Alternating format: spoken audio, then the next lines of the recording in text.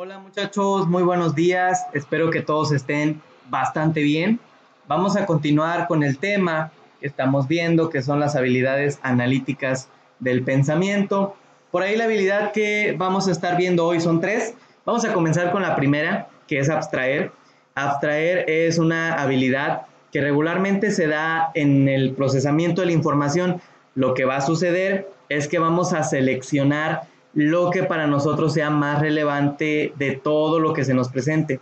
Entonces, está interesante porque nosotros lo vamos a hacer en base a nuestras experiencias. ¿Se acuerdan de la Sense Data? Vamos a asociar muchas veces la información con nuestros sentidos, nuestras experiencias previas, nuestras emociones. Entonces, es una parte que puede ser tanto subjetiva como objetiva en el procesamiento de la información. ¿Qué quiere decir? Que podemos seleccionar lo que nosotros queremos y también podemos procesar la información de acuerdo a los datos que se nos está presentando. Está muy interesante porque no sé si ustedes se han dado cuenta que a veces estás hablando con una persona y no te contesta lo que tú esperas o en base a lo que tú le dices no está retroalimentando la conversación. Así que a veces no es tanto que la persona no quiera, sino que inconscientemente en su sense data o en el procesamiento de la información que está sucediendo en su mente, él está seleccionando lo que considera más relevante de tus comentarios, de la información que tú le llevas, del mensaje. Por tanto, solamente va a responder aquello que a lo mejor para él pues es más cómodo o más seguro o tiene más confianza en sí mismo en responder en su mente. O sea, a veces no es que las personas no confíen en ti, sino que en su mente no puede procesar el decir ciertas cosas. Tiene que llegar a un punto de metacognición en el que realmente pueda contigo externar lo que le está pasando. Y esto debemos entenderlo y debemos de ser bien precisos cuando hablemos con alguien, cuando hagamos alguna actividad donde sea necesario procesar información, llevar a alguien a un procesamiento de información. Dice que abstraer distingue el principio entre una abstracción física y una abstracción psicológica. Lo primero es el acto físico de separar. Por ejemplo, cuando le quitas la cereza a un pastel, es una separación, pero también la segunda se divide en vital y cognitiva. Estamos hablando de una abstracción psicológica. Esta se divide en sensitiva e intelectiva. La última de las dos formas de manera total es el paso de individuos a universales y de manera formal que consiste en separar las propiedades de un solo individuo. Así es como se puede dar el procesamiento de manera psicológica, separar ya sea de manera total o de manera formal y también pues de manera total.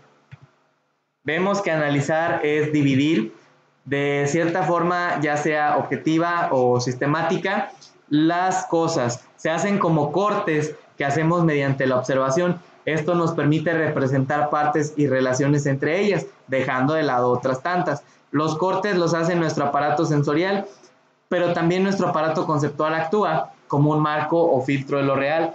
Ya nosotros pues no vemos completo, sino solo lo que nuestro aparato nos permite. Entonces, como les digo, muchas veces de forma inconsciente se corta la información. El marco está conformado con experiencias previas, es el marco que nos permite a nosotros ver, el marco o filtro de lo real.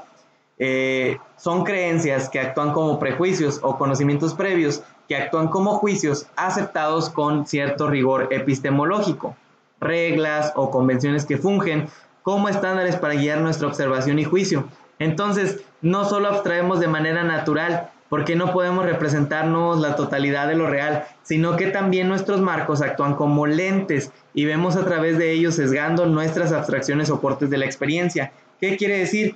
Que nosotros la información se nos va a presentar de una manera pues que no es solamente abstracta o no es solamente algo que viene mediante nuestra sense data o experiencias previas, sino que también el procesamiento de la información pues tiene mucho que ver en lo que nosotros podamos entender a veces de las cosas. Y esto hay que ser bien conscientes, chicos, que a veces no es que no podamos, o sea, simplemente nuestra mente a veces no procesa ciertas cosas, solamente seleccionamos lo que nosotros ya tenemos.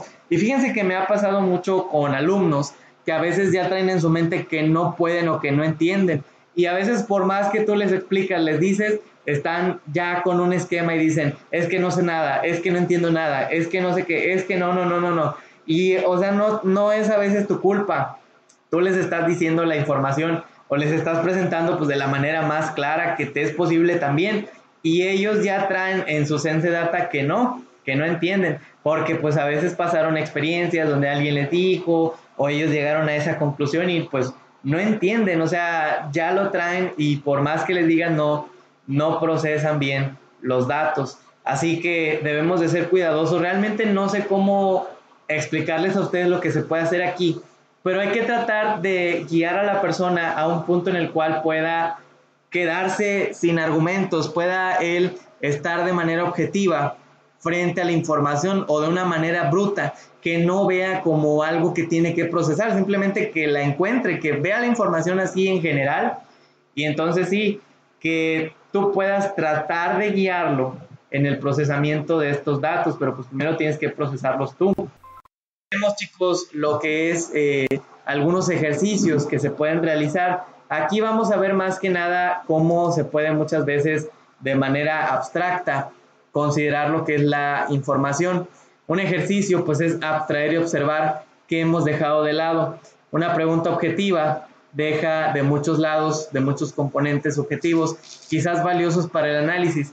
Después de todo, si objetivamente un aparato aún no es capaz de identificar la experiencia de dolor que siento, se supone que no lo tengo, o si una máquina de rayos X extrae componentes de mi experiencia, significa que no los tengo, aun cuando yo no quiera y ni siquiera pudiera ver que tengo ciertas bacterias, significa que los análisis bajo microscopio son engañosos o no creíbles. Un ejercicio es anotar qué presuponemos cuando hacemos nuestras abstracciones, de modo que podamos identificar qué nos llevó a concebir, a hacer más observaciones, reconociendo que ellas implican sesgos, y considerar que la suma de sesgos nos acercan más a completas y quizás mejores concepciones. Los criterios metodológicos son lentes para la abstracción. ¿Qué sucede aquí, muchachos? Que nos está invitando a que hagamos un análisis con la información. Si nosotros a veces procesamos ciertos datos, podemos escribir nuestro procesamiento, nuestras conclusiones, y en base a ello podemos también autoanalizar. ¿Se acuerdan que ayer estábamos hablando de eso? La autoobservación. Podemos autoanalizar nuestro procesamiento de datos y ver, a ver, ¿qué es lo que estoy haciendo? Comparar a lo mejor un texto con mi respuesta o con mi percepción de ese texto. Y fíjense que sí lo he visto. A veces hay personas que le dan una interpretación a las cosas y a lo mejor es completamente diferente a lo que uno piensa. Incluso puede ser algo tan simple, no un texto, sino una figura. Una figura alguien la puede interpretar de una manera y otros pueden decir que es otra cosa. Y eso es lo que ustedes pueden hacer, o sea, autoanalizarse, autoobservar qué es lo que ustedes están haciendo con la información. Los marcos conceptuales disciplinares actúan en esto. Ambos están viendo el mismo valle, sin embargo, pues el primero puede ver el valle desde un fraccionamiento con 2,000 casas que resuelven la vivienda de una comunidad, y el otro dice, veo que si sembramos 10,000 árboles de ciertas especies, en unos años mejorará la humedad de valle y regresarán aves que antes aquí existían. Aquí, chicos, estamos considerando una situación donde un ingeniero civil y un biólogo se ponen a ver un lugar y cada uno tiene su percepción. El ingeniero civil pues ve la posibilidad de construir casas, mientras que el biólogo ve la posibilidad de sembrar árboles. Entonces cada uno tiene su percepción y es cierto, o sea, cada uno puede interpretar las cosas de una manera. En la visión disciplinar y transdisciplinar se utiliza la abstracción, pero los procesos o métodos que seguimos nos conducen a diferentes tipos y a mayores y menores niveles de abstracción. Vale la pena desarrollar y emplear esta habilidad con cuidado. También se nos presenta lo que es analizar. El análisis, chicos, tiene más que ver con cortes que hacemos de la información. No sé si han escuchado que a veces cuando hacen un resumen van extrayendo lo más importante de un tema. Bueno, aquí no es tanto abstraer, sino que vamos nosotros a considerar la importancia, y es que siempre va en base a la importancia. Todas las habilidades básicas y analíticas del pensamiento comienzan con una observación y en base a la importancia que le demos a algo, también vamos a procesar esos datos. Entonces, ¿qué sucede aquí? Bueno, las categorías son términos que nos permiten hacer cortes de los marcos conceptuales. Por ejemplo, ser, conocer, deber, decir. Son verbos que pueden ayudarnos a identificar planos categoriales. Lo que afirmamos o negamos puede decirse en un plano existencial, el cual pues es el plano del ser o de lo que es, o puede decirse de un plano del deber ser. Entonces, también podría ser un plano del conocer o un plano lingüístico o un plano lógico, que son diferentes formas de considerar un tema, una situación, un punto de vista. Se puede ver desde ciertos niveles, ¿no? Por ejemplo, aquí nos da un caso donde nos dice la lluvia es buena. Y nosotros vamos a ver el análisis que se hace, el proceso de la metacognición, el proceso de la percepción de este tema.